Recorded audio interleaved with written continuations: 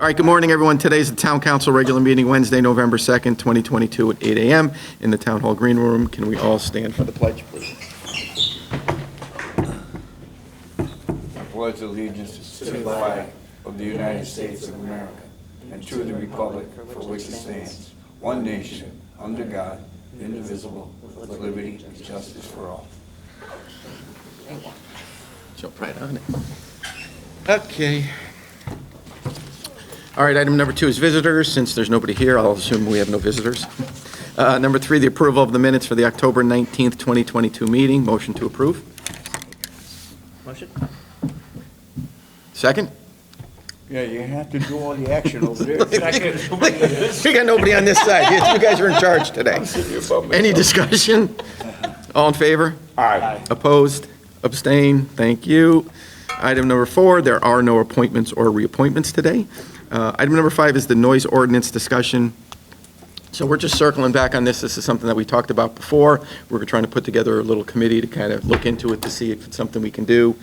And Carrie, you and Carol had mentioned you'd be interested, and went to the police commission, and Paul Melanson has accepted the offer to join that group. So what we're going to do is we'll organize that and put that together so you guys can review and see if it's something that we can do here in town. So we'll just send an email out to everybody to try to figure out when they can meet. So the struggle is just rooms, because of maybe we could do that at the police commission, actually.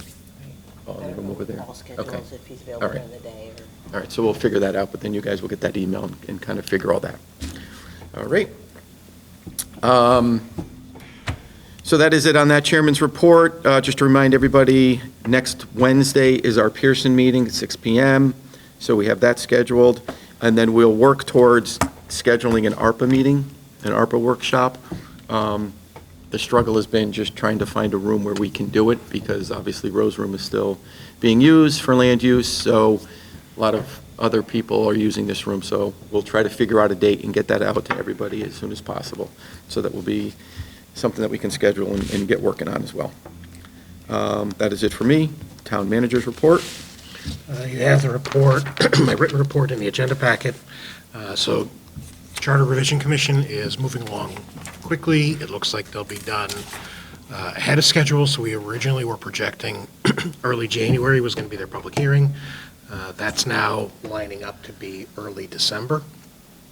So December 7th is their anticipated public hearing date. The Charter Revision suggestions that they had and what came from the council in the public hearing have been reviewed. The document's been amended. It's off for legal review by the town attorney, and then they'll meet one more time before the public hearing to wrap up their anticipated work.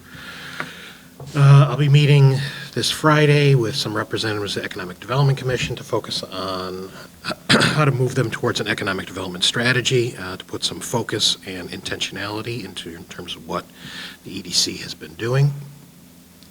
I gave you a lengthy report on the COG meeting. I don't normally report on amendments to the Transportation Improvement Plan, or TIP. That's sort of the budget that the COG and DOT are managing for transportation projects in the area. There wasn't anything Clinton specific to the TIP this past meeting, but there will be one at their next meeting, which will require an amendment and additional funding for previously approved sidewalks in Clinton. The cost of that project has ballooned significantly since it was originally approved. The town put in funding for engineering. The DOT has been doing right-of-way acquisition, but there are additional costs that the DOT wants in part of the project, so that's going to increase the cost of what was originally projected. Right-of-way acquisition was far more than what was originally anticipated, and that was originally ballooning the project, but now all the other add-ons that the DOT wants is pushed it higher. It's anticipated that that will be approved at a future COG meeting. TIP amendments usually aren't controversial, so I would expect that it would be approved. Bond preparations, we had an initial meeting with our bond consultants for how we want to position the remaining debt that we have. We do have some projects that are still in process, so we're not really 100% ready to convert, bond anticipation notes into actual formal bonds. However, the cost of that short-term money for bond anticipation notes is anticipated to double. Everyone is expecting at least 2 Fed rate increases between now and February. So when we used to get 2% money and that felt good, we'll probably be looking more at 4% money, which comparatively speaking to what we're used to is obviously a doubling of where we were, but in longer-term historical averages, 4% is about the average and the norm. So we'll see where things shake out in February. The hope is that when we actually have to convert the bands into bonds, the market will quiet down a little bit and there'll be a little bit more stability in 2024 so that we could see a reasonable rate in order to lock things in. And of course, with interest rates where they are, there are 0 opportunities to refund any debt to reduce current debt service. That's it. Questions? Yeah, on this steep grant, have you spoken to Martin Heft at all yet, or what is the last communication on getting that moving along? Martin is done. He conveyed it off to the state agency that's responsible for it, and that state agency that's responsible for it has told me that the Attorney General wanted to amend the contract agreement, and they're waiting to hear from the AG's office before they push anything out. So I've expressed our interest in moving that along. There's time sensitivities and supply chain issues associated with what we want to purchase, and the lack of action is potentially problem generating. So, The charter revision, after the public hearing, does it go to referendum in May? no, that sets off a whole series of additional events involving the town council. Okay. So I look forward to learning. that's a public hearing for them to finish up their work. Okay. Then it will be presented to the town council, then you have to have your hearing, and you would provide them with feedback or no feedback, and then things would proceed from there. So there's a series of additional milestones that involve this body next. We had that, you had that outlined quite a long time ago, the step-by-step in one of the, I don't know, Mary, if you have that available, just send it out so everybody understands the process. Awesome. Thank you. Anybody else? Good. Okay, move on to council discussion. Anybody have anything to bring up and discuss this morning? I would like to clarify what is going to happen at the Pearson informational meeting, because I personally would very much like to see it kick off with what it was that we decided in the workshop. As the news flash reads, it's to listen to the public, but we made a decision in the workshop, and we had the workshop so it wouldn't be a free-for-all. So I just want to make sure that it begins with what our workshop indicated.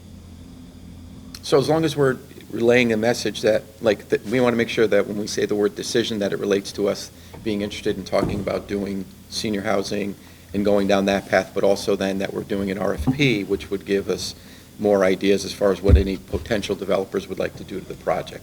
So not having it, making sure that people understand it's not a decision, so the council hasn't decided that we are definitely doing this, and then that's the only option that's on the table, that we want to make sure that they understand that, yes, you know, this is what we've had discussions about, this is what we feel would be in the best interest of the town, and we are going to put out an RFP so that we may be able to get some ideas from developers on what they may be willing to do with the building that we didn't have or we didn't think of. So as long as we go down that path, I think it's good.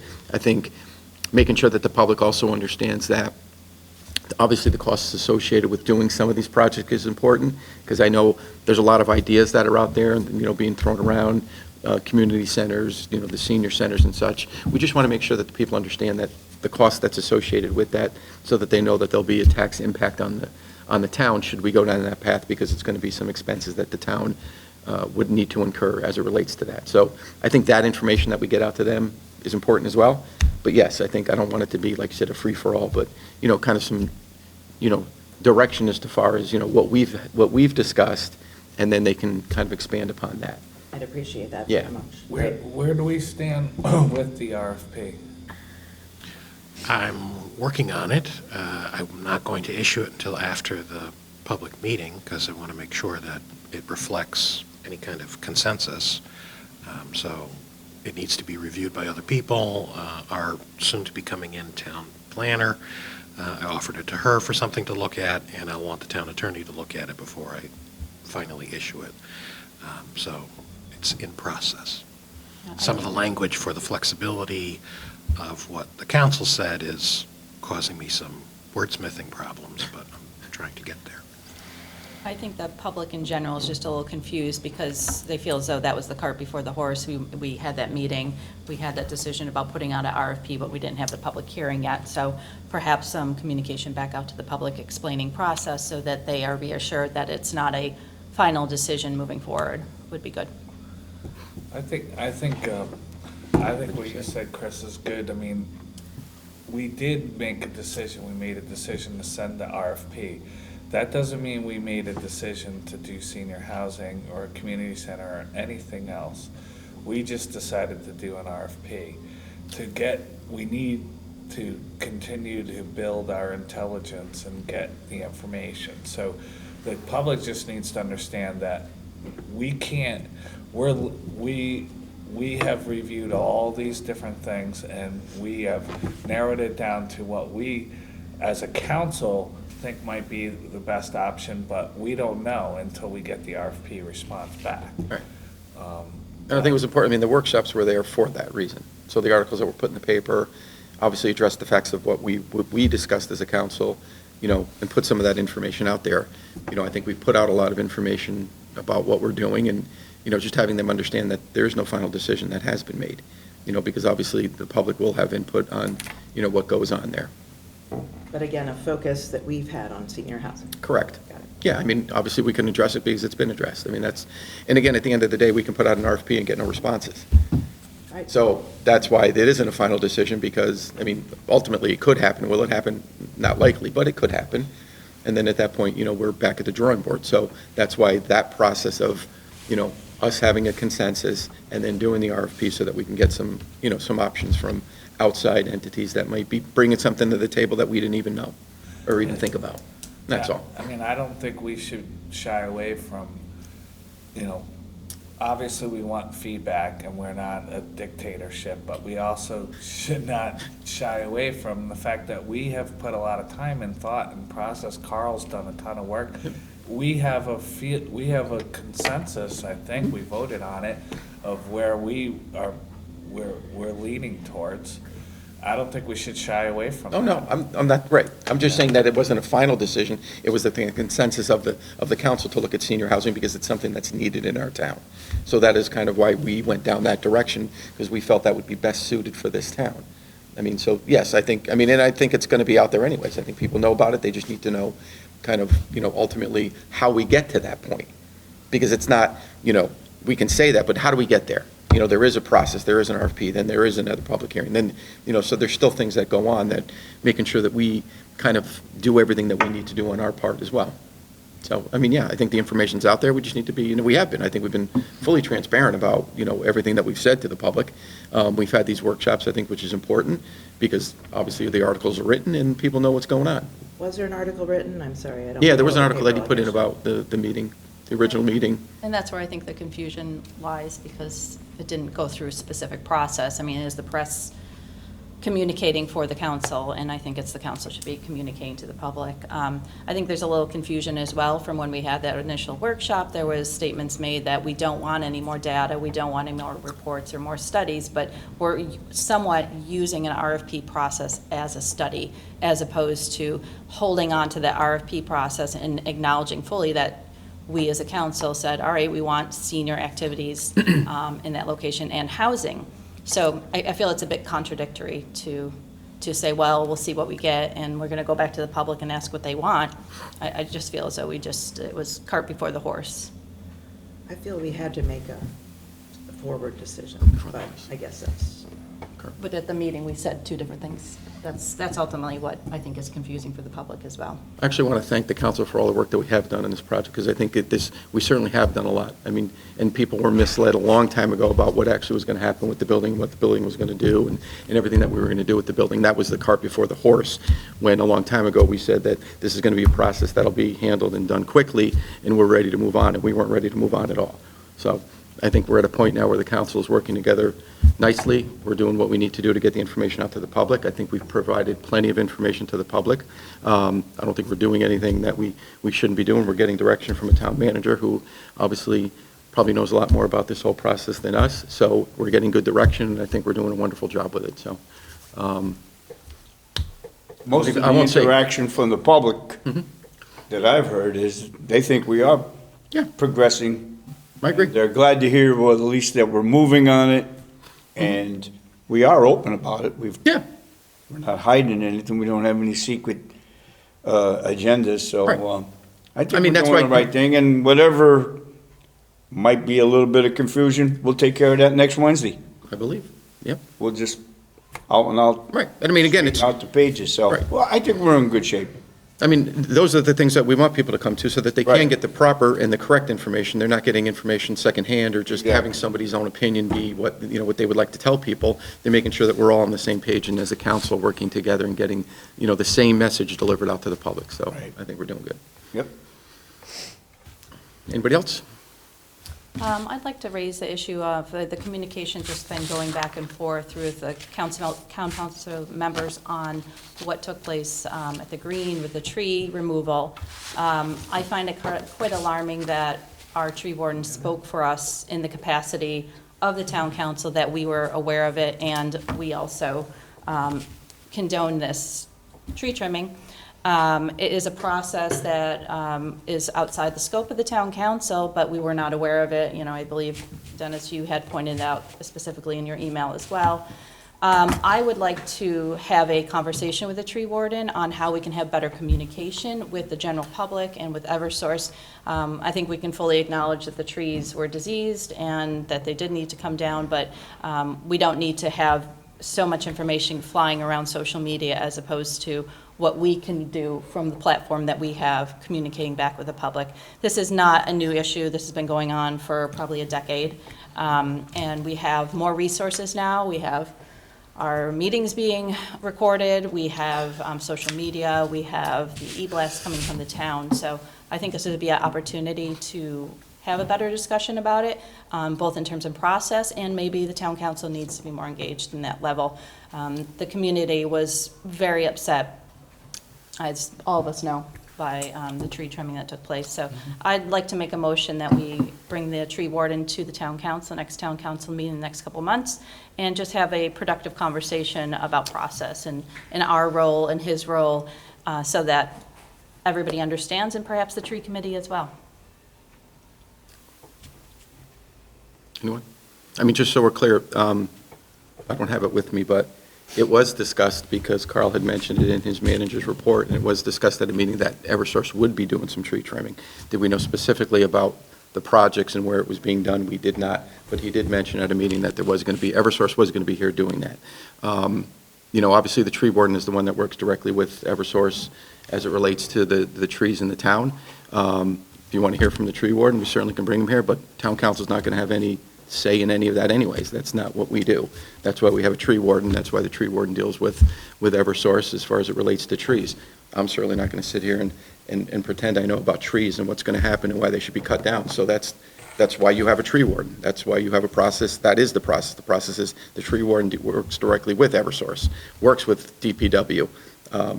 But, I mean, if you want to hear from him, I don't know what kind of, was the message delivered so that it made it seem like the town council knew exactly what was happening when it happened? Yes. So, yes, that's a problem, because I don't think we knew specifically when it was going to happen, when they were going to be there, when they were going to get taken down.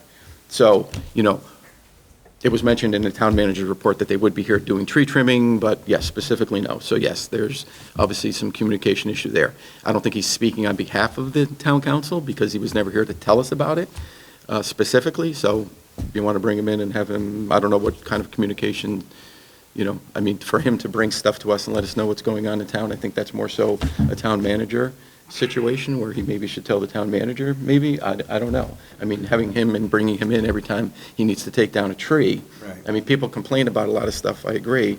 You know, it's the same thing that happened with the library. I mean, we weren't made aware of the library either. And there was some outrage at the library, but the outrage at the library, you know, tree committee was involved. When the tree started coming down, nobody wanted to show up to see what was going on over there. But if you did, you would have seen all the roots underneath the ground that was causing the problems with, you know, with the parking lot. So, you know, there's a tree warden for a purpose. That's why they have him. I mean, that's his decision to think that it's realistic that he comes in and talks to us every time he wants to take down a tree. That's not realistic, because he deals with Eversource. Just to clarify my motion was to bring tree warden, have a discussion about process, so we fully understand, so the public fully understands, and perhaps the tree committee as well, or members of the tree committee, so that we can have a better understanding what's taking place in the community and how the community needs to engage with the tree warden, tree committee, and vis-à-vis the town council, town manager as well, when these concerns arise. So I think it's a healthy conversation. It generates discussion on process and understanding. So that was my motion. Okay, I'm just saying, I think that the process that's in place is the tree warden. He does deal with the tree committee. He talks to the tree committee. He has conversations with the tree committee. He has conversations with the DPW director. He has conversations with Eversource. That's his job. So I guess you feel like we need to know more about the trees that are coming down in town whenever they're coming down? My motion was that we. I know what the motion was, I'm just asking. I'll leave my motion as it stands. Okay, Thank you. okay. I'd like. Personally, my only comment is, was the statement, like you said. Yep. I think, you know, having a conversation would be great, but he should not have wrote that statement when in the heat of the controversy, saying that town council was aware of it, just because it's not true. I understand what you're saying, that it was mentioned in the minutes, but we did not know specifically. So, and I don't have a problem with the fact that the trees came down, if that's what has to happen in the process. And I don't necessarily think we even need to know, but he shouldn't have not even implied, he shouldn't have said that we knew, because we didn't. Where, was that statement on the official Town of Clinton? He responded on a Facebook post. You know, that's kind of the process of who he had spoken to. Yeah. So yes, I mean, I agree. I mean, I don't think specifically did we know. No, we didn't specifically know. So I mean, if that's what we're looking for going forward, okay. I mean, I just think it's a little unrealistic, but I mean, if somebody wants to second it and we want to bring the tree warden in to, I guess, have a conversation about, I mean, I don't want it to turn into, you know, something that it shouldn't be. You know, if it's going to be a constructive conversation that, hey, listen, here's, I mean, and what are we expecting of a tree warden? I mean, he has a job description, so I guess if we're looking for him to come back and talk to us all the time about the trees, that's sort of unrealistic as well, I believe. I mean, that's just my opinion, because he has. Again, that wasn't my motion, so. I didn't say that was your motion. What I'm saying is, I'm talking about if we want to bring him in and have a conversation with him. I'm going to call the question, please. Anybody, is there a second? Is there more discussion? Yeah, call no. the question. First of all, your motion has to have a second before you have a discussion. Okay, I'll second it in order to have a discussion. Okay. I think that this is really indicative of the fact that we need to communicate more. We do. We need to communicate. We need to let people know that the trees are coming down in the library. I mean, it can be a news flash. We need to let people know the trees are coming down on the town green. I'm not entirely sure that the tree warden didn't think he did communicate to the council. I can't say that's true. He might have thought he did communicate to us. So I can't blame him. Right. I don't know the situation, but I do know that we need to let the public know these things, because the town green is important to them. And they were furious. And it's our responsibility, not the town wardens, the tree wardens. That's my thought. That's my part of the discussion. Communication has always been something that is weak. Anybody else? All in favor? Oh, we didn't have a second. I did. Seconded right Just for there. the Sorry, discussion. apologies. Okay, if no discussion, we'll call. All in favor? So I guess assuming is bringing the tree warden in for, And a member or tree committee as well. okay, all in favor? Aye. Aye. Opposed? Opposed. Okay, all right. So I guess we'll get in contact, so they got So it. that's 2 in favor and 2 opposed, correct? I oppose. Yes. I would rather focus on the Opposed. communication than having the tree warden come in here. Four votes. You need Right. 4. Oh, I thought they all voted in No. favor. Very good. So it's 2-2? Yes. Okay, I I agree oppose with it. you, Kerry. Yep. Yeah. But Dennis, we do need to No, communicate. I agree with you 100%. I I mean- just think communication could be better, but we don't need to call people in every time they slip of the tongue. And Chris. again, maybe it And I wasn't. was, sort of offended by it also, but we don't have meetings and call people in just because people make mistakes. Right. That's why we have a town manager. He'll correct that mistake and say, hey, in the future, make sure. And Carrie, you're absolutely correct. We need just to get out to the public and with more information. I am not against that at all. But I don't think we gotta have meetings every time somebody makes a mistake. Right, I mean, I don't think anybody's denying that, like I said, I mean, yes, I mean, were we specifically told on that day that those trees were coming down? No, we weren't, so, yes, that should not have been said that the town council was made aware of it, because we weren't, so, that's all. All right, so it doesn't pass.